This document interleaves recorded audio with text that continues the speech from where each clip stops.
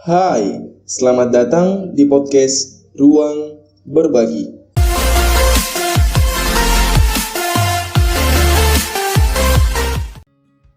Hai, Assalamualaikum warahmatullahi wabarakatuh. Perkenalkan, nama saya Uki, tuan rumah dari podcast Ruang Berbagi. Nah, bagi teman-teman yang baru mampir di podcast Ruang Berbagi, saya ingin memberitahu kepada semua teman-teman podcast Ruang Berbagi ini diinisiasi oleh teman-teman dari Perkumpulan Sibali Pari. Perkumpulan Sibali Pari sendiri merupakan perkumpulan yang bergerak di bidang sosial kemasyarakatan, meliputi pendidikan, agama, kesehatan, lingkungan, dan pemberdayaan masyarakat. Dalam kondisi tersebut, Sibali Pari bertugas sebagai penyandang dana dan juga bisa menjadi penyalur dalam kegiatan-kegiatan kebaikan. Nah, seperti itu. Nah, hari ini di podcast yang edisi ke-7, ini malam hari ya podcastnya, dan alhamdulillah kita lagi-lagi kedatangan tamu yang spesial. Kalau bicara dari sisi umur, kayaknya beliau lebih tua daripada saya. Lebih tua daripada saya yang sudah lama juga saya tidak pernah ketemu dengan beliau. Di beberapa kali saya balik ke kampung, ya selalu di-mention juga namanya beliau. Oke, tidak kita tunggu lama-lama lagi, saya panggilkan narasumber kita yang ke-7 di edisi podcast Ruang Berbagi edisi yang ke-7 ini. Kakanda saya, Kak Ma'rif Fatullah. Halo Kak, apa kabar Kak? Baik, alhamdulillah. Cocok jika bukan nama lengkapnya adalah Kak Ma'rif Fatullah atau gimana? Betul. Ma'rif Fatullah. Saya agak familiar dengan nama ini. Arab.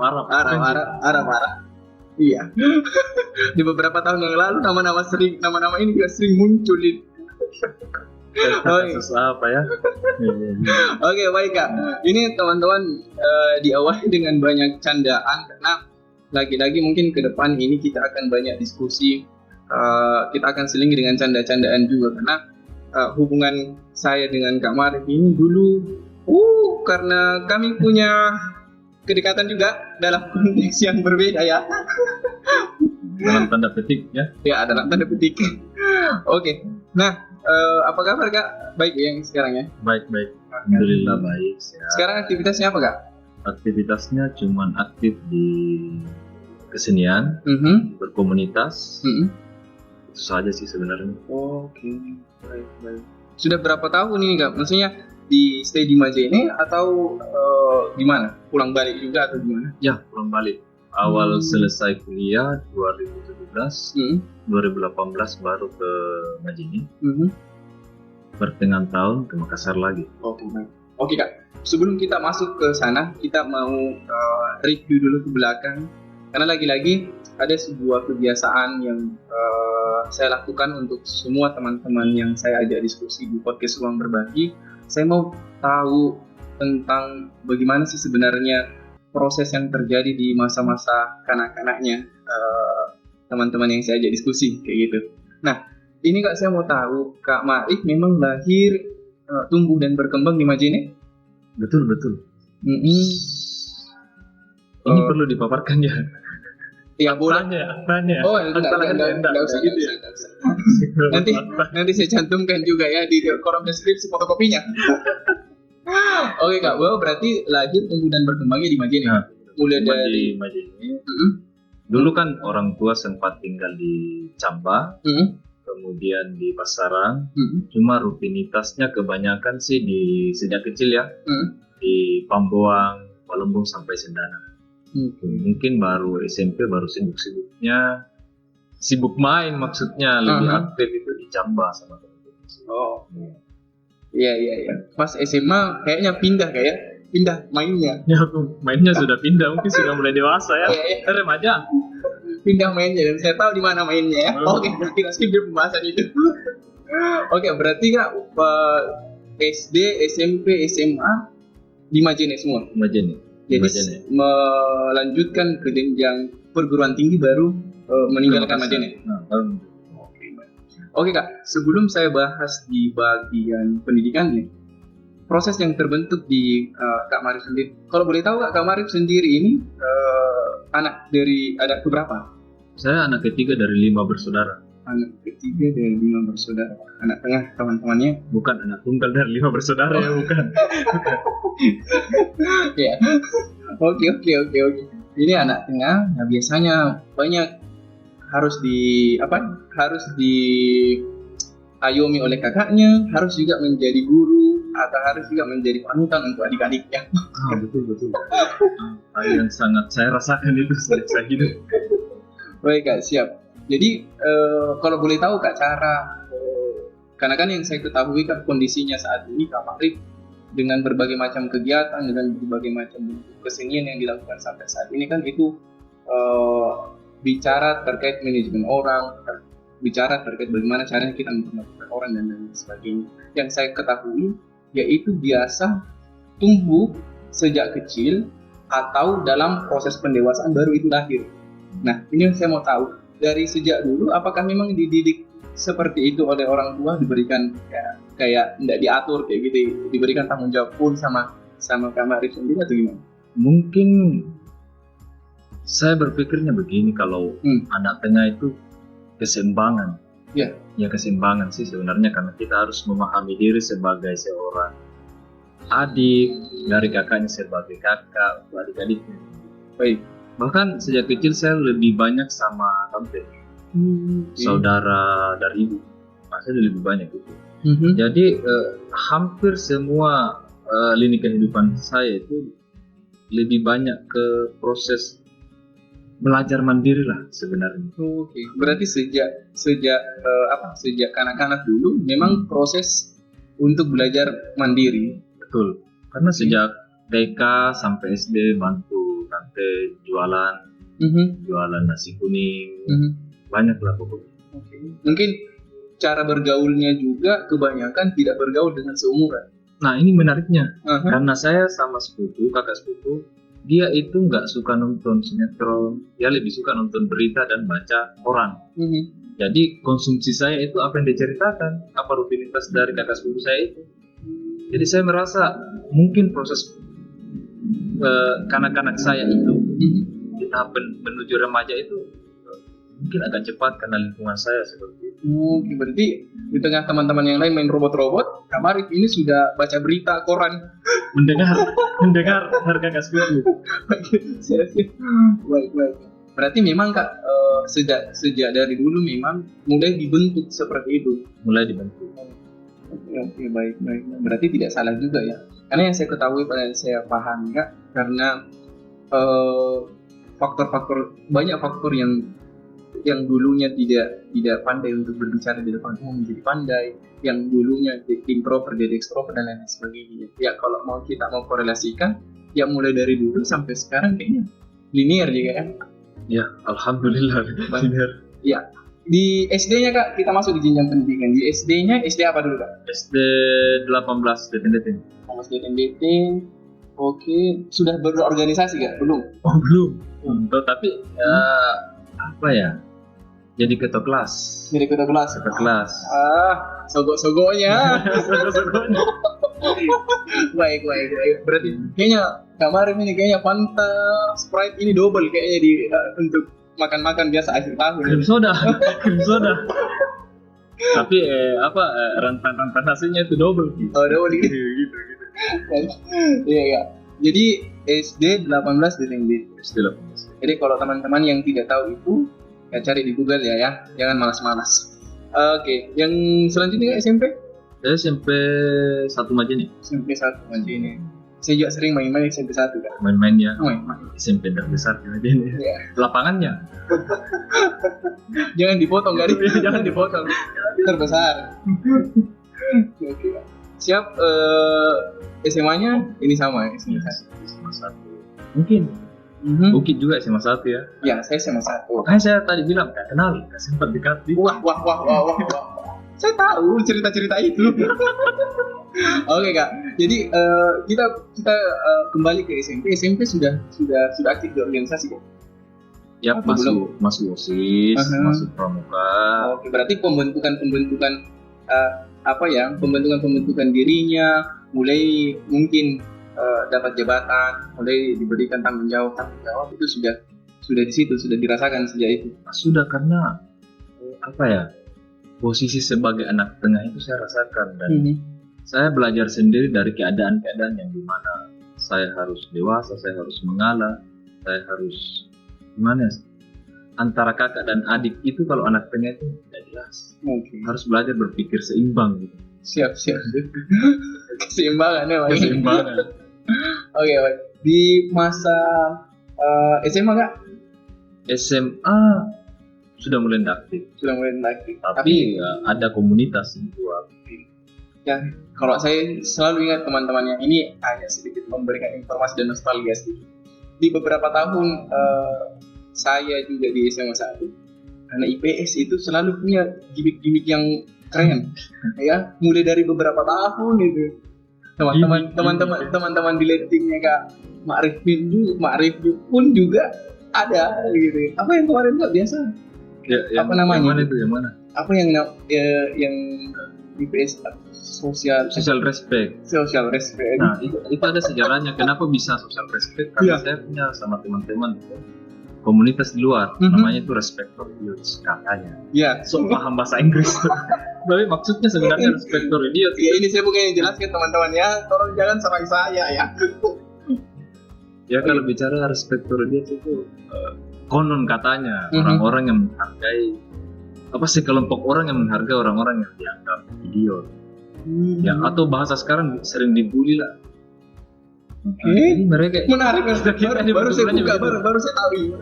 Mungkin sok dewasa, sok bijaksana pada saat itu. Tapi memang teman-teman itu suka mengayomi lah, suka berbaur dengan siapapun, walaupun ada candaan-candaannya.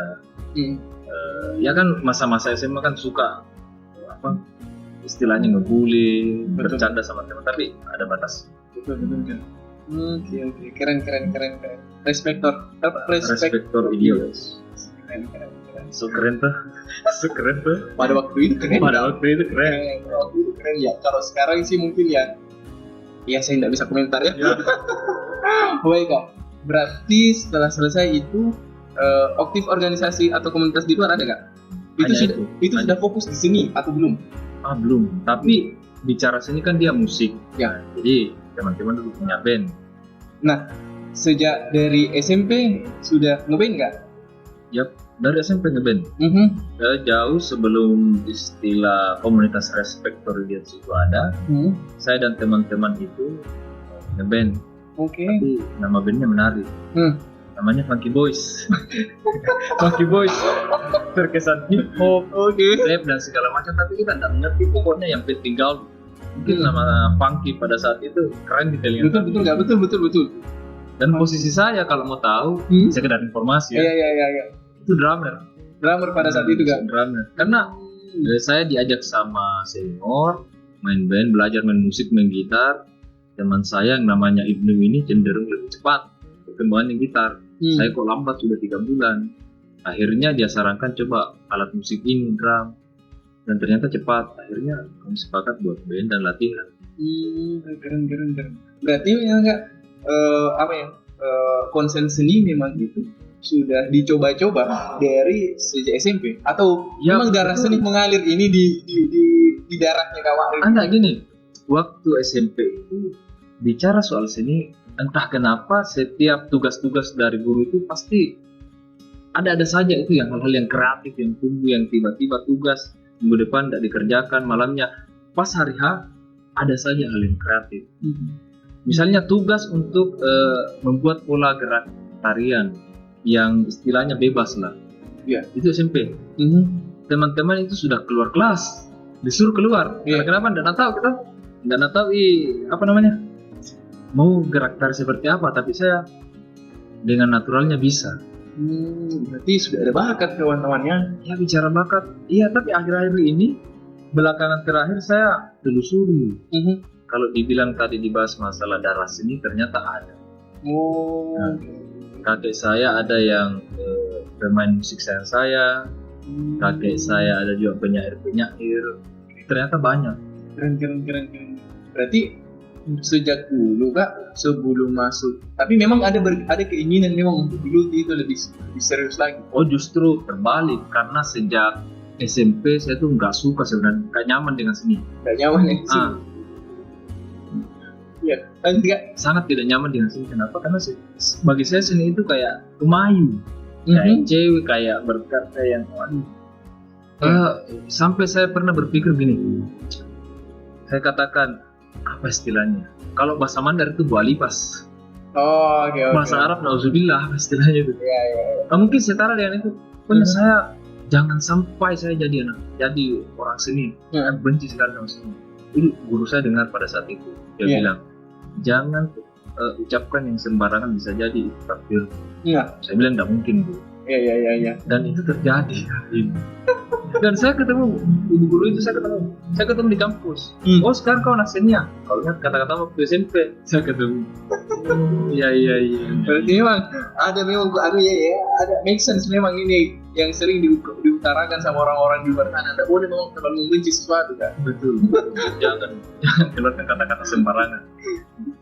Oke, baik. Jadi bahkan sejak dari dulu pun berkeinginan untuk menggeluti kesenian sebenarnya tidak ada. Sangat tidak. Nah, kita masuk ke fase-fase setelah SM itu munculkah keinginan untuk menggeluti dunia seni itu muncul di fase yang mana? Nah, ceritanya gini kan, saya sejak kecil mungkin sadar dunia lah istilahnya. Cita-cita saya itu mau jadi polisi. Saya mau jadi polisi. Entah kenapa saya mau jadi polisi, tapi pada saat untuk mengejar menjadi polisi itu SMP itu saya masuk karate plus taekwondo. Gara-gara mau jadi polisi. Nah, pada saat saya nendang simbal dan apa segala macam untuk di drum itu kencang kayak dapat ada powernya. Dapat Setelah SMA mengenal dunia remaja ya. Kurang ajar mungkin itu ya. Oke. Nah, baru saya aneh. Kok aneh ya? Saya suka hal-hal yang gila, saya suka hal-hal yang unik. Itu di SMA baru saya sadari itu. Atau boleh saya ceritakan? Boleh. Pada saat pokoknya kita podcast sampai subuh gini. Iya. Berat ya soalan. Iya. Jadi waktu SMA itu seingat saya waktu kelas 2. Kelas 2 berarti oke. Ke kelas 2 ada guru kebetulan dibagi aliran mata pelajaran seni tapi seni rupa. Kebetulan saya dapat romantisme. Nah, definisi saya waktu SMA romantisme itu hal-hal yang bergoyang, film, bunga, love dan segala macam. Akhirnya kita disuruh menggambar. Persembahan karya saya gambar bunga mawar. Ya, dengan melihat gambar objek yang lain ya saya gambar saja. Saya senang, saya suka, dan saya suka mendefinisikan gambaran itu. Dan pada saat tiba hari aku mempresentasikan, saya presentasikan keromantisan itu lewat gambar bunga mawar itu, walaupun pakai pensil. Nah, kok menariknya sampai hari ini saya suka bunga mawar. Nah, itu satu. Kemudian di kelas 3 pelajaran seni yang paling menarik itu seni kontemporer. Mungkin lu kenal. Siapa gurunya? Nah, siapa gurunya? Kan? Seni kontemporer itu kita tidak dikasih definisi di awal, hanya disuruh bertanya-tanya. Jadi tugasnya gini, coba buat karya yang hanya ada pada saat itu juga dan tidak pernah ada sebelumnya. Pokoknya hanya pada saat itu saja, tapi unik. Jadi kita dibagi dalam kelompok satu kelas. Kebetulan teman kelompok saya itu alhamdulillah otak intelijensinya kurang tapi kreativitasnya meroket. Luar biasa kan? Baik. Nah, bicara karya, tapi herannya mereka ini bingung apa mau dibikin ini, karya apa ini? Mereka tidak mengerti loh, kok tiba-tiba saya kepikiran bagaimana kalau kita main ready papan. Tahu ready papan? Badminton ala Mandar. Nah, kita ready papan kan? Nggak pakai raket, tapi dari papan yang dibuat sedemikian rupa, ya hasil olahraga lah. Betul. Idenya gini, teman tanya, yang baru apa? Ya, yang baru kita pakai baju adat Mandar. Nanti yang lain nonton bawa ayam, pakai sarung. Oh gitu ya, oke. Jadi itu ditampilkan. Setelah presentasi di lapangan, dosen ini luar biasa. Iya. Akhirnya saya bertanya-tanya, nah dari guru seni ini yang berikan saya informasi tentang apa itu seni kontemporer tanpa definisi tapi langsung praktek. Saya mulai bertanya-tanya apa itu seni. Akhirnya muncullah mungkin rasa penasaran. Berawal dari rasa penasaran, berlanjut. Tapi sebenarnya kayak natural tanpa disadari. Jadi memang Kak di fase di SMA berarti sudah muncul nih daya pikat tersendiri. Kayaknya memang ini menarik ini untuk ku senggol-senggol sedikit, ku cari tahu siapa namanya. Seninya. Ya, Tapi kali itu pembahasan yang lain lagi. Kutip yang mencoba mengarahkan. Tapi gini, waktu kelas 2 entah kenapa saya sadar tidak punya kualitas memimpin atau apa, tapi saya terpilih jadi ketua kelas. Di momen ketua kelas itu saya tuh orangnya gini Ki. Saya manfaatkan sekali momen, saya jadi apa, tanggung jawab saya apa, saya harus selesaikan dan lebih daripada apa yang ditugaskan. Jadi seorang ketua kelas itu bukan cuma menjadi bicara absen dan lain sebagainya, panggil guru, bukan itu. Tapi ada hal yang lebih, ada momen proseni. Di momen proseni itu saya manfaatkan, dan teman-teman IPS 1 pada saat 2 IPS 1 itu dapat nominasi juara 1 umum. Prestasi. Tapi saya tidak bangga dengan prestasinya, tapi saya bangga karena banyak cabang yang kita bisa ikuti. Itu dia. Mantap. Ya, berarti dalam konteks-konteks yang seperti itu berarti keingin tahuan secara lebih itu khusus untuk di dunia seni memang di fase SMA kayak. Fase SMA. Nah, kita beranjak ke fase selanjutnya di perguruan tinggi. Ini saya mau tanya Kak, ini Kak Marif kemarin lulus di mana Kak? Universitas Negeri Makassar. Itu lulusnya kalau boleh tahu jalurnya SNPTN. Mungkin dulu beda sekarang ya, SNPTN itu jalur tes. Kan sekarang kan SBMPTN. Ini dulu SNPTN itu seleksi bersama. Pilihannya kan kayaknya kemarin itu dulu ya, seingatku ada pilihannya, ada pilihan 1, 2. Yang apa ya? IPC. Ada pilihannya, ada pilihan. Hanya memang pilih seni memang. Ini ceritanya. Iya. Saya sebenarnya nggak mau lanjut kuliah, mau fokus mau mendaftar polisi. Bukan karena saya suka seragamnya atau apanya polisi, tapi ada cita-cita yang mau saya capai di kepolisian. Entah kenapa saya sudah mulai berpikir itu sejak mungkin SMP kelas 3. Banyak yang menurut saya tidak selesai di kepolisian. Tahu ini, kayak ini. Orang tua mengarahkan harus kuliah, tapi ngambilnya harus pendidikan. Nah, saya tidak mau pendidikan. Orang tua menyuruh saya guru, saya tidak mau jadi guru. Sangat tidak suka. Jadi saya pilih alternatif jurusan yang maunya orang tua saya ada, tapi pun saya bebas di dalamnya. Caranya gimana? Karena untuk mendaftar SNPTN itu harus pilih 2 jurusan. Kalau tidak salah IPS. Saya ambil 2. Yang pertama, ini lucu. Saya ambil akuntansi. Yang kedua, saya ambil pendidikan sentratasi, seni drama, tari dan musik. Tahu alasannya kenapa? Saya yakin akuntansi tidak akan lolos walaupun saya PS.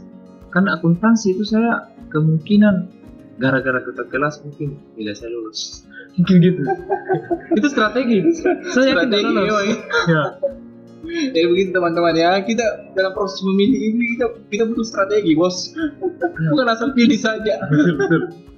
Oke. Berarti Kak di fase itu memang memilih antara kedua itu yang hasilnya adalah di sini ini, sentratasi kayak. Endingnya di sini. Itu pun diarahkan sama senior, mau bebas enggak? Bisa gini. Dia nggak kaku, bisa gondrong, nggak mesti celana kain. Gitu ya? Wah, impian saya ini tak. Padahal saya suka rapi loh. Cita-cita loh jadi polisi gitu. Akhirnya berubah. Pemikiran saya berubah pada saat itu. Oke, Kak, baik. Akhirnya masuk sini lolos. Keren. Kenapa Kak? Saya juga sangat tertarik di sini. Saya tertarik membicarakan tentang bagaimana proses pembentukan Kak Marif. Mulai dari awal tadi sampai ada ketertarikan di dalam seni, karena apa yang Kak Marif lakukan sekarang dengan mengumpulkan orang-orang di sebentar kita bahas sedikit sebentar agak lebih panjang masalahnya di situ ya, yang akan kita bahas di situ. Ada ketertarikan itu mengumpulkan orang-orang di seni dengan mungkin kekuatannya Kak Ma'rif, mengumpulkan orang-orang yang memang mungkin sefrekuensi, punya visi yang sama. Nah, kita pindah ke situ Kak. Sekarang Kak, ada perkumpulan yang Kak Ma'rif bangun sama semua teman-teman. Perkumpulan apa yang namanya? Namanya Paru-Paru, Komunitas Seni dan Budaya Paru-Paru Palularian. Komunitas Seni dan Budaya Paru-Paru Paru-Paru Palularian. Keren. Nah, kalau boleh tahu kan, ini bisa cerita dulu bagaimana proses pembentukannya, ini sejak tahun berapa dan kenapa memilih nama itu? Satu-satu. Ya. Sebenarnya unik ini. Saya selalu mikirnya gini, saya orangnya selalu berpikir hal-hal yang spirit lah, spiritual lah itu. Jadi ceritanya Kak, awalnya gini, paru-paru itu sebenarnya kan paru-paru ini balai bambu. Baik, bahasa Indonesianya? Bahasa Indonesianya, bahasa Mandar kan paru-paru, ada orang yang sebut baru-baru. Kata paru-paru itu karena kami teman-teman lingkaran ini sering nongkrong di balai bambu itu. Saya mulai menyadari hal-hal yang spirit bahwa paru-paru ini hidup. Dia tempat duduk orang bercerita, berbagi informasi, tukar pendapat, itu semua ada. Pada momen yang sangat menarik bagi saya dan mungkin sebagian besar orang lucu, ketika di depan rumah waktu itu siang, ada seorang nenek yang memikul balai bambu itu untuk dijual. Dan di saat yang bersamaan, balai bambu ini diduduki oleh para tukang batu yang pada saat itu bekerja di rumah. Jadi saya combine pengertian itu waktu masa-masa SMA, kelas 3. Kalau tidak salah setelah ujian. Oh ternyata orang tua ini memikul kata paluluaran itu. Karena dia memikul dan menjual, orang bisa duduk di atas balai bambu itu. Jadi paru-paru palularian. Nah itu istilah palularian itu muncul dari teman. Ayo nongkrong deh. Paru di mana? Biasa paru-paru. Itu melekat sekali. Tapi sejarahnya itu dari situ. Keren. Berarti itu filosofinya seperti itu ya? Pemaknaan paru-paru, paluluarean. Bukan artinya persaudaraan. Baik. Itu terbentuk komunitas ini Kak sejak tahun? Nah itu sebenarnya setelah ujian nasional, sebenarnya dia bukan komunitas. Ya. Dia sebenarnya perkumpulan. Ya. Nah yang biasa disebut kalau mau nongkrong ya paru-paru. Nah dia sebenarnya sejak tahun 2012. Sejak tahun pertengahan. Oke. Saya lupa bulannya kalau tidak salah. Mei atau Juni saya lupa. Pada pokoknya Kak tidak dalam bentuk komunitas. Bukan. Hanya karena pokoknya kita mau duduk-duduk, kita mau silaturahmi, kita mau diskusi. Ya, perkumpulan yang kita istilahkan di mana? Di paru-paru. Itu di rumah atau di rumah teman. Gitu. On the way-nya itu baru ya mungkin kayaknya dilihat ini ada sistem mungkin harus sedikit dirubah, disistematisasi, makanya ayo mungkin komunitas buat seperti itu Kak ya.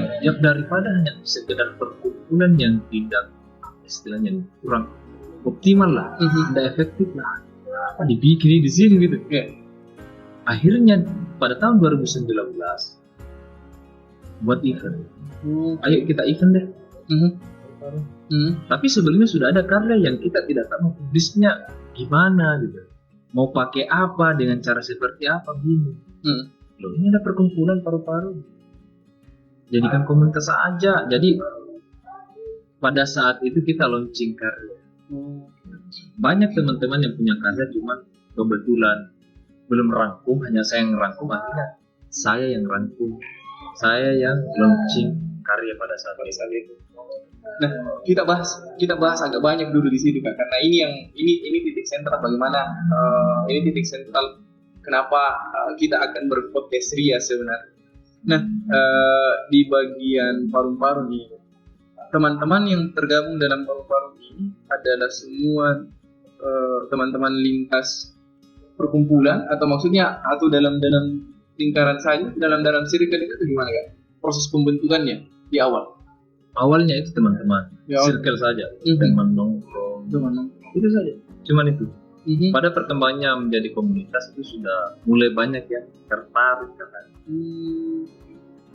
Karena gini, 2017 kan saya selesai kuliah. Ya. Skripsi saya itu berbau budaya sebenarnya, karena saya studi geografi, salah satu budayawan Mandar, namanya Mus Mandra. Di situ saya meneliti bukan hanya tentang geografinya saja, tapi bicara budaya. Baik ya.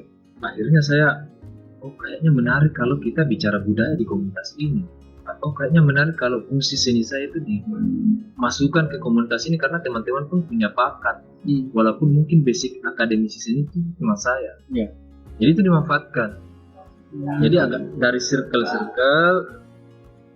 lama kelamaan berkembang, banyak yang join. Oke. Jadi arah gerakannya sudah juga berubah Kak, karena mungkin di awal itu adalah diskusi-diskusi lepas, diskusi-diskusi lepas yang mungkin dalam progresnya, dalam proses berkembangnya ya sudah mulai fokus ke arah seni dan budaya. Karena awalnya diskusi, kemudian kita biasa buat kajian dari rumah-rumah kemudian. Bahkan pernah ke mana? Sekolah yang ada di Majene, sekolah yang ada di Parepare, itu LDK. Kebetulan basic organisasi teman-teman itu lumayan lah. Pernah. Pernah lakukan LDK juga Kak? Pernah. Oke. Itu kalau tidak salah masih perkumpulan ya. 2015. Tidak salah, itu di Parepare. Tapi sudah fokus di gerakan-gerakan sosial dan budaya, atau masih sangat belum terang? Belum, hanya karena kebiasaan teman-teman yang diskusi dan lain-lain. Itu momentum fokus di seni dan budaya itu pada 2019. Setelah launching karya buku puisi. Kan? Nah, kenapa memilih itu Kak? Kenapa memilih fokus gerakannya teman-teman Parung-Parung adalah di seni dan budaya? Apa yang menjadi daya tarik tersendiri? Kenapa harus fokus di sana ketimbang teman-teman yang lain? Ya contoh kami ya, di teman-teman sebagai Pare adalah fokus di kegiatan-kegiatan berbagai, mungkin tentang pendidikan, tentang kesehatan. Kak Ma'rif dengan perkumpulannya mencoba datang menawarkan genre baru. Genre baru adalah genre seni dan budaya. Apa yang menjadi dasar berpikirnya? Awalnya saya berpikir gini, kalau kuliah di seni pasti jago main musik, jago teater, jago drama dan lain-lain sebagainya. Ternyata di sini kita sangat harus paham gimana itu budaya dan mengenali potensi budaya kita. Nah, saya melihat di Kabupaten Majene ini, termasuk saya, pemuda-pemuda Majene itu agaknya sih mulai meninggalkan budaya-budaya warisan luhur. Jadi hal-hal itu yang membuat saya berpikir loh, nilai luhur kebudayaan Mandar ini mulai tergerus. Kayak tidak diperhatikan, bahkan mungkin dalam tanda petik kurang dianggap di dalam kultur masyarakat hari ini. Padahal itu membawa nilai. Nah, itu bagi saya sangat mengganggu dan harus saya selesaikan, harus saya lestarikan bersama teman-teman kita, belajar tentang nilai-nilai yang disebut misalnya papasan dalam bahasa Mandar, pesan-pesan leluhur yang baik, bagaimana berperilaku yang baik, bertutur kata, itu semua sebenarnya sudah ada sih di dalam poin budaya. Karena pemahaman kita tentang budaya itu hanya ketika orang bertanya kira-kira budaya itu apa? Saya enggak. Apa itu budaya? Budaya itu spontan. Sesuatu yang sudah lampau kan? Iya. Nah, coba kaji budaya itu apa, dari kata apa? Budi dan daya. Budi dan akal, bentuk jamak dari budaya. Itu kan bahasa Sanskerta. Budi itu budimu, perilakumu. Akal, budi dan akal itu gimana? Budaya berarti baik yang masa lampau, hari ini tetap budaya. Jadi itu lahirnya dari budi dan akal.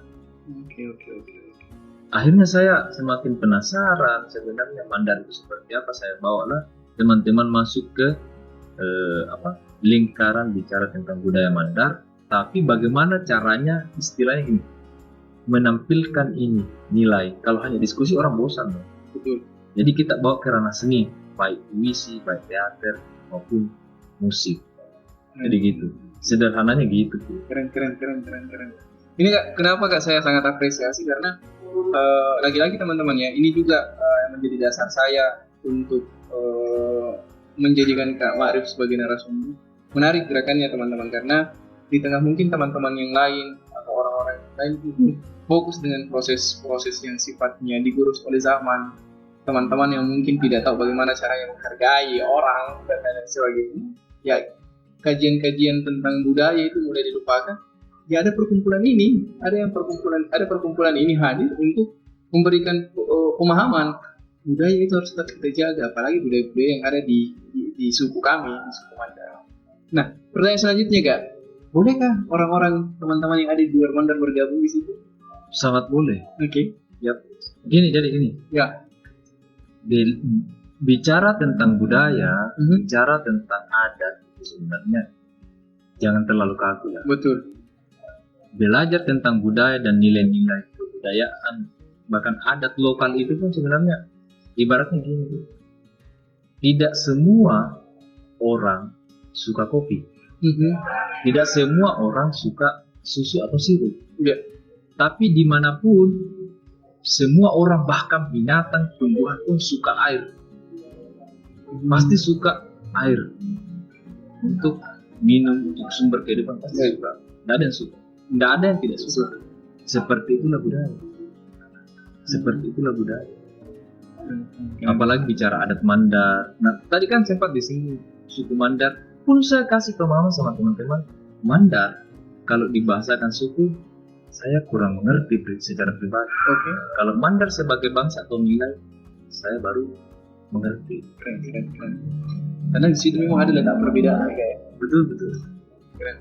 Mengapa juga teman-teman Sibaripari membawa sebuah nama Sibaripari sebagai sebuah nama perkumpulan?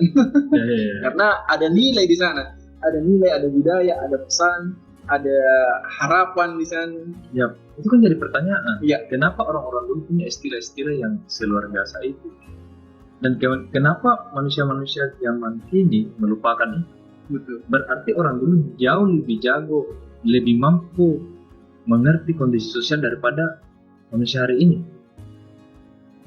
Ya. Si Balipari, Paluluari yang saudara, Ya. si Balipari, istilahnya si Balipari. Kalau secara bahasa Indonesia apa?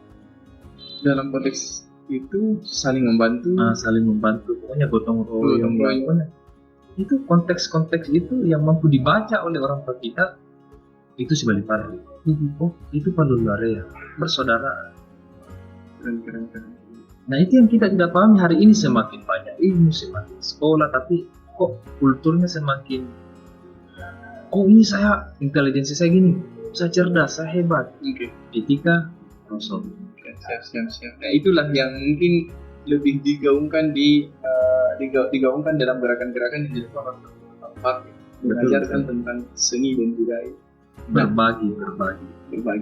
Korelasi sekali dengan teman-teman Sibaripari.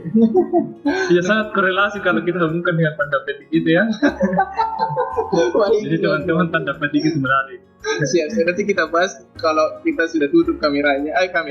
Kalau sudah kita tutup mic-nya, kita matikan ini, baru kita bahas ini ya. Ya, oke Kak. Nah, gerakan-gerakan teman-teman di Parung-Parung, maksudnya apakah dia dalam konteks kajian, dalam konteks kajian keilmuan, atau dalam konteks yang mungkin bisa tadi disebut ada sedikit beberapa kegiatan. Boleh mungkin nggak diceritakan kegiatan-kegiatan apa saja yang ada dalam teman-teman Parung-Parung? Jadi setelah Parung-Parung ini dari perkumpulan saja dia menjadi sebuah komunitas. Iya. Kita buat proyek. Nah, proyek apa? Yang pertama itu kajian. Nah, untuk mengetahui sesuatu kan kita mesti belajar. Betul. Jadi kita kajian budaya, bahkan kita kajian seni, bahkan kita kajian kemandaran. Nah, itu kita bentuk di teman-teman. Setelah itu kita ajak mereka ke kajian seni tentang pengkaryaan. Bagaimana caranya buat puisi, bagaimana membuat cerpen, menulis novel, walaupun ada kategori yang sangat sederhana, tapi harus punya basic tentang budaya, tentang seni, itu harus mereka punya. Kemudian mereka berkarya. Setelah itu kita buat satu event pertunjukan. Contohnya 2019. Itu karya sudah lama, puisi itu adalah kumpulan puisi-puisi yang sudah lama. Saya jadikan buku, kita launching, plus ada pertunjukan seni. Jadi kajian, pertunjukan seni. Kita ngajak juga teman-teman untuk kolaps, plus project-project yang lain pun ada. Banyak sebenarnya, ada tur budaya. Dan itu sudah dilakukan ya? Sejak 2019, pokoknya selama 2019, 20, 21, 22 itu sudah banyak event yang kami laksanakan. Keren. Karena ada beberapa kali juga Kak yang saya lihat ya pertunjukan bedah-bedah buku. Betul. Bedah-bedah buku. Itu teman-teman Parung-Parung sering ada kan Kak? Ya, sering ada. Terakhir itu awal tahun 2022 ini. Awal tahun 2022. Itu siapa Kak? Plus launching bukunya teman. Nah, teman ini punya cerpen. Ya, belum anggota Paru-Paru secara resmi, tapi dia mau Paru-Paru bisa nggak di launching buku saya. Jadi mereka mau launching aja, kita buat pertunjukan teatrikal di mana konsepnya di buku istilahnya resmi. Itu dibuka lah. Kita buatkan pertunjukan teatrikal, tari, puisi, kita gabung jadi satu. Baru kita diskusikan masalah buku itu. Nah, khusus untuk menjadi, karena ada tadi terlintas langsung pertanyaan di kepala aku, khusus untuk menjadi anggota dari teman-teman Parung-Parung, apakah memang ada objek tersendiri atau seperti apa konsepnya? Saya sih yang penting mau belajar. Itu pertama, apapun itu, yang penting mau belajar. Nah, di Paru-Parung itu ada budaya yang kami sepakati. Di Paru-Parung itu dalam bahasa Mandarinnya begini, paloloang kita mau porolo, pura pemak pau, mana mau wali pauna. Artinya biarkan orang menceritakan, membahas sesuatu, nanti orang itu selesai membahas, baru Anda merespon atau menjawab. Kesimpulannya jangan dipotong pembicaraan orang. Itu budaya. Yang penting orang mau belajar dan paham budaya itu juga. Iya, tabe. Itu aja sih sebenarnya. Siap Kak. Keren. Semangat ini teman-temannya. Semangat dalam artian apa ini? Sedikit lagi saya akan bahas itu. Yang tanda petik itu. Oke Kak. Jadi sudah dari tahun 2019 pola-pola kegiatan-kegiatan yang sudah rutin dilakukan sampai saat ini. Betul. Ini kalau bicara terkait keanggotaan Kak, sudah berapa banyak anggotanya teman-teman Parung-Parung Kak? Saya tidak bisa hitung sebenarnya, karena gini, selama Paru-Parung ada, kita belum pernah adakan rekrutmen. Baru satu kali ini karena kami mencoba sebelum bulan puasa, kita rekrutmen, mencoba metode yang menurut kami itu agak kaku. Siapa tahu saja, karena kami orangnya penasaran, bukan arwah, tapi suka dengan hal-hal yang bagaimana ini, coba ini begini metodenya. Karena siapapun yang merasa punya hasrat untuk berkomunitas, merasa meluari kita bersaudara, ya kami bisa senang dengan perkumpulan ini. Ya sudah, baik dia cerdas, dia pintar, dia tinggi pendidikannya, atau sama sekali tidak punya pendidikan dalam artian hanya tinggal di kampung, tidak sarjana, hapus. Yang penting mau gabung, silakan. Yang penting satu, mau belajar. Pertama, kemudian menjaga etika dan adab. Itu Siap. Itu Kak, ini kan kemarin saya pernah ketemu dengan salah satu anggota yang umurnya sudah lumayan tua juga. Kalau bicara terkait range umur Kak, range umur, adakah anggota yang paling muda dan anggota yang paling tua yang memang Kak Ma'rif tahu? Yang saya tahu itu kelas 1 SMA SMK paling muda. Mereka sudah mereka sudah punya daya keinginan tahuan yang tinggi terhadap budaya dan seni. Mungkin karena kondisi zaman ini anak muda zaman sekarang lebih suka nongkrong daripada nongkrong biasa. Kita join, kita berkarya di sini. Siap. Oke, Kak. Yang paling tua ada nggak? Kisaran umur lah, Kak. Yang paling tua mungkin 30. 30-an, Kak. Siap. Kita hampir menyentuh dengan angkanya. Agak umurnya Kak Ma'rif kayaknya. Oh enggak. Tidak hampir, jauh. Oh, jauh. Iya. Saya sampaikan lah. Oke, keren Kak. Keren. Nah, saya sih Kak banyak karya yang mungkin sudah teman-teman. Kalau bicara terkait berapa teman-teman yang bisa launching buku Kak yang memang difasilitasi untuk proses launching buku atau launching karya? Kalau secara anggota paru-paru itu yang pertama saya launching puisi, kemudian teman yang satu launching buku yang cerpen tadi itu kan bukan kami katakan bukan anggota paru-paru, tapi berprosesnya di luar. Iya. Jadi dia datang, kita hanya bantu. Jadi kemungkinan kalau kita bicara buku baru satu. Oke. Tapi kalau karya musik, karya teater itu sudah banyak, tapi dokumentasinya saja yang ada. Baik. Siap. Nah, proses pembelajaran itu Kak, ini kan bicara terkait latar belakang pendidikan. Apakah memang Kak Ma'rif sendiri yang hanya berlatar belakang seni atau banyak teman-teman juga yang berlatar belakang seni atau tidak tapi daya keinginan tahuan yang tinggi? Sebenarnya kalau basic atau background pendidikan seni itu di awal cuma saya. Dalam perjalanannya itu ada junior satu itu pun dari seni rupa, tapi keaktifannya itu lebih dapat itu saya. Kenapa? Karena bagi saya seni itu setiap orang punya anugerah seni, punya bakat seni. Mau tahu contohnya? Misalnya orang berjalan saja itu pakai tempo. Ada tempo yang cepat, ada lambat. Orang bernapas saja kalau bicara punya tempo. Betul. Punya nada sendiri. Punya passion sendiri memilih warna dalam berpakaian, gaya rambut. Siap. Ya mungkin bahasa sosoknya gitu.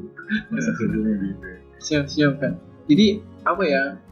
Banyak hal yang mungkin teman-teman akan pelajari di sini karena lagi-lagi di perkumpulan paru-paru ini bicara juga terkait kejentresian, bicara juga terkait penguatan intelektualitasnya dari sisi seni dan budaya, tapi juga kita dipraktikkan dan diperkenalkan dengan bagaimana caranya untuk kelola event, bagaimana caranya untuk menghasilkan karya mulai dari puisi, cerpen dan lain sebagainya. Betul. Itu kan ada manajemen pertunjukan, jadi ini sesuai pengalaman saya di kampus itu saya limpahkan ke teman-teman. Jadi selama awal membuat event itu semua saya yang tahu. Harus pada satu momen itu egois dibutuhkan. Orang itu harus egois ketika yang paling kamu. Karena jangan sampai ada orang lain yang hanya nimbrung, ternyata pemahamannya nggak paham persoalan itu akan jadi rusak. Jadi terkadang egois itu dibutuhkan. Jadi saya egois sebagai manajer pertunjukan, saya bantu teman-teman, saya ajar, gini caranya, sesuai pengalaman saya dan sejauh pengetahuan saya. Kita ajarin manajemen pertunjukan, mulai dari tata pentasnya, teknis acaranya, gimana pembagian strukturnya di dalam manajemen pertunjukan itu kita step by step kita belajar. Karena pertunjukan yang kami adakan itu dari kafe ke kafe.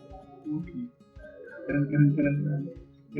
Kenapa saya lagi-lagi selalu akan bilang keren ini? Karena gerakan-gerakannya teman-teman ini tidak hanya dalam ranah teori saja, tapi dalam ranah aplikatif juga. Jadi kombinasi antara kedua itu melahirkan sebuah produk yang baik pastinya.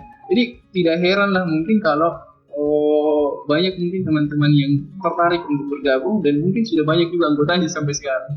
Sudah lumayan banyak sebenarnya. Keren. Nah, sebelum kita berpindah ke segmen selanjutnya, karena kayaknya kalau kita bicara terkait paru-paru dalam ruang lingkup yang sangat umum, kita sudah diskusikan dari bagaimana caranya dia terbentuk, terus juga bicara terkait waktu dia terbentuk dan event-event dan kegiatan-kegiatan yang ada di dalam. Nah, ini Kak, kita masuk ke segmen TTS, ini segmen baru di podcast Ruang Berbagi. TTS itu adalah singkatan dari tanya terserah saya. Jadi terserah saya. Jadi saya akan berikan pertanyaan-pertanyaan yang mungkin saja berhubungan dengan pribadinya Kak Ma'rif atau apapun itu terserah saya, ya. Terserah saya. Ini terserah saya. Jadi mulai dari hal-hal pribadi, mulai dari hal-hal yang mungkin saja ya bagus untuk kita perbincangkan. Sangat. Saya siap. Oke, baik Kak. Jadi mungkin pertanyaannya ini Kak, ketika dijawab ya saya juga butuh penjelasan seperti itu. Jadi mungkin kisaran 300-500 pertanyaan lah. Oh, enggak sampai pagi gitu. Boleh. Yang pertama ini Kak, yang pertama, jika diberi kesempatan untuk mengulang waktu, ini kan sudah kita bicara tadi fase di mana yang ingin Kak Ma'rif ulang. Yang saya mau ulang itu masa SMP. Masa SMP. Kenapa Kak? Kenapa tiba-tiba masa SMP? Apa karena di sana banyak percintaan atau gimana? Bukan. Saya sejak SMP sampai SMA itu nggak terlalu saya kayak cita-cita. Oke. Kenapa SMP? Karena di SMP itu pas kelas 3 saya kan mau jadi polisi. Itu cita-cita saya. Bagi saya itu paling mulia. Baik. Ada kesalahan saya di SMP sehingga mungkin masuk SMA itu enggak. Mulai istilahnya secara fisik apa. Jadi mau mengulang khusus untuk memperbaiki prestasi di bidang bela diri dan lain-lain. Andai kan saya perbaiki di masa SMP. Oh, khusus untuk proses memperbaiki. Oke. Keren ya. Jawabannya aman. Pertanyaannya mungkin yang kurang aman nanti. Tidak aman. Aman semua barang ini karena saya tidak punya sistem untuk mensensor suara. Oke Kak, pertanyaan selanjutnya.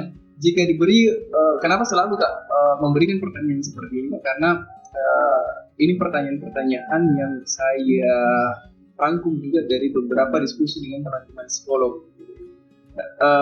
Pertanyaan kedua Kak, jika diberi kekuatan super, ini kan mungkin super. kita ini kan apalagi di era-era tahun 2000-an itu banyak Power Rangers kah, Saras 009 00 berapa itu loh, dan ada beberapa kekuatan.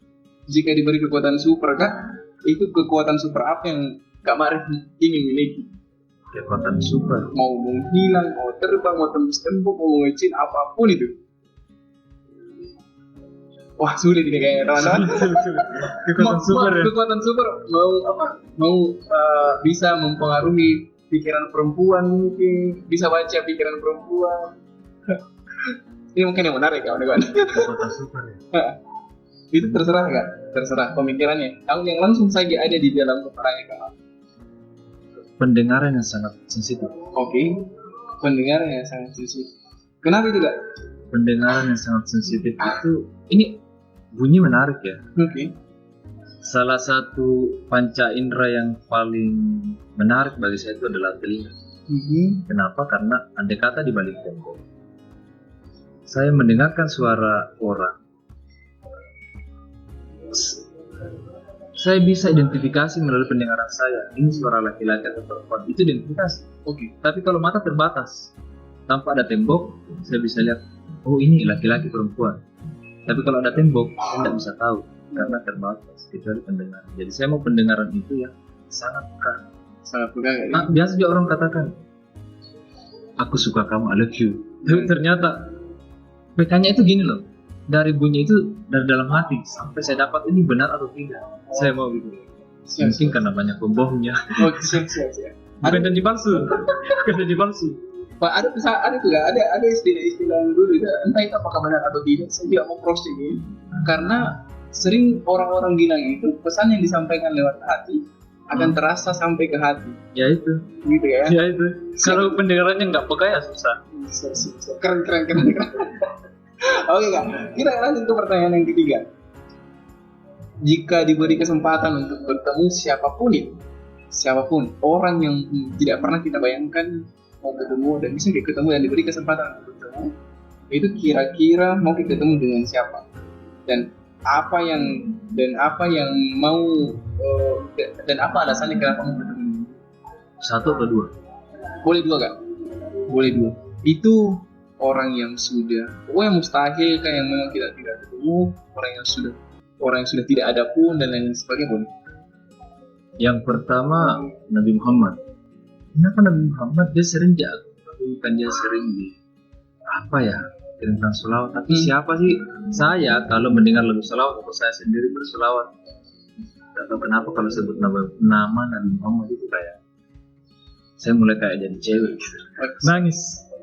Itu yang pertama. Yang kedua itu Syekh Abdul Qadir Jailani. Bukan karena saya mau suka dan aku belajar agama, tapi ini mereka ini paham lah cara mengasihi dan menyayangi.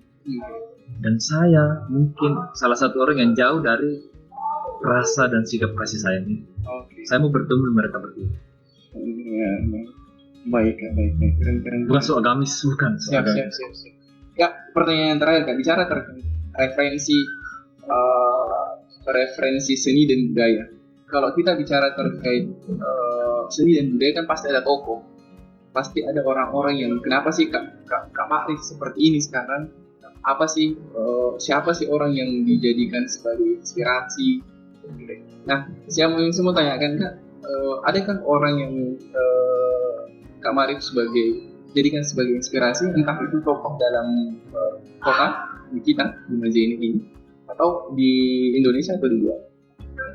Kalau dibilang inspirasi, kayaknya dia bukan inspirasi, tapi lebih kepada kebudayaan yang hidup, kesenian yang nyata. Namanya itu Sujiwo Tejo.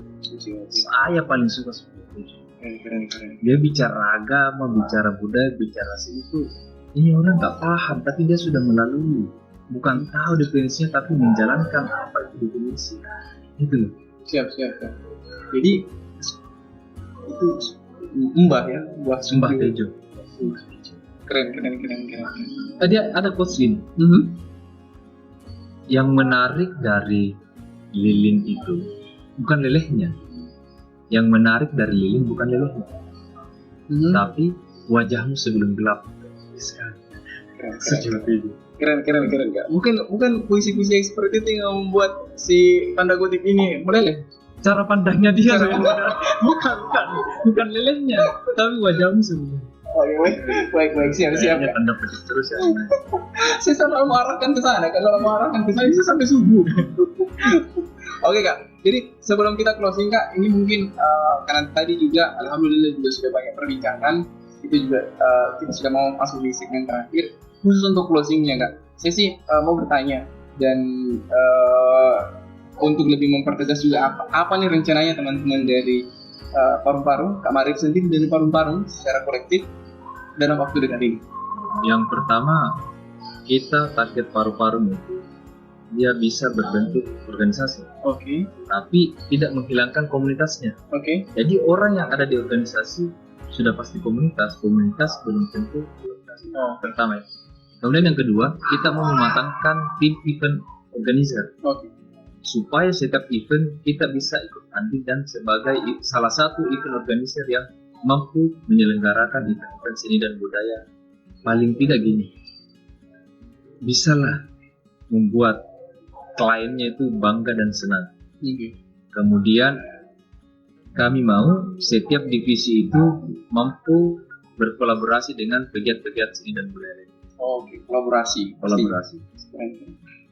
Yang selanjutnya Kak, harapannya untuk teman-teman Parum-Parum ke depannya dan harapannya untuk orang-orang yang ada di luar sana terkait melihat aktivitas dan kegiatan dari teman-teman Parum-Parum.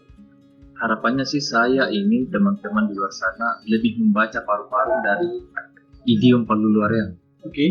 Nilai Paluluarean itu seperti apa sih? Apakah hanya sekedar sedara atau hanya sekedar teman nongkrong atau apa? Pertanyakan itu pada diri kalian sendiri. Harapan saya kalian paham apa itu Paluluarean. Baik, keren. Nah, itu mungkin ya teman-teman dari beberapa harapannya Kak Ma'rif khusus untuk gerakan-gerakan atau di komunitas Parum-Parum Paluluarean sampai akhir juga masih salah saya. Oke Kak, baik, mungkin itu saja diskusi kita pada malam hari ini. saya banyak ucapkan terima kasih ini sama Kak Warid sudah diganggu waktunya. Ini saya sama teman-teman informasikan sama semua teman-teman, ini kami take podcastnya ini malam-malam lagi seperti biasanya. Tapi ini di suasana yang agak berbeda ya, karena biasanya itu saya pakai lampu yang agak terang, sekarang ini agak remang-remang ya. Ini agak gelap-gelap juga semua. Oke, jadi sebelum saya tutup, saya mau informasikan sama semua teman-teman. Jadi komunitas Bali Pare juga bisa menyandang dananya teman-teman, bisa menyandang dana dari teman-teman. Jadi ketika ada teman-teman yang ingin berdonasi, itu bisa melalui si Bali Pare yang akan kami alokasikan ke kegiatan-kegiatan kebaikan. Di link deskripsi kami akan cantumkan informasi nomor rekeningnya. Jadi bagi teman-teman yang punya rezeki lebih, tolong bisa dikirimkan dong donasi terbaiknya. Oke, mungkin itu saja dari podcast malam hari ini. Terima kasih banyak Kak Mari. Sampai jumpa di podcast Ruang Berbagi selanjutnya. Selamat malam.